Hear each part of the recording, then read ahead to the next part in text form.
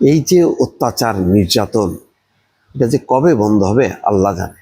দেখেন চট্টগ্রামের ঘটনা, সমন্বয়ক পরিচয় দিয়ে আটকে রাখা হয় চট্টগ্রাম শিক্ষা বোর্ডের কর্মকর্তাকে, থানায় নিল পুলিশ। তার মানে কিছু তরুণ সমন্বয়ক পরিচয় দিয়ে তাকে আটকে রাখছে, তাকে হেনস্থা করা হয়। আওয়ামী লীগের দোসর আখ্যা দিয়ে খবর পেয়ে পুলিশ ঘটনাস্থলে গিয়ে শিক্ষা বোর্ডের ওই কর্মকর্তাকে থানা হেফাজতে নিয়ে আসে।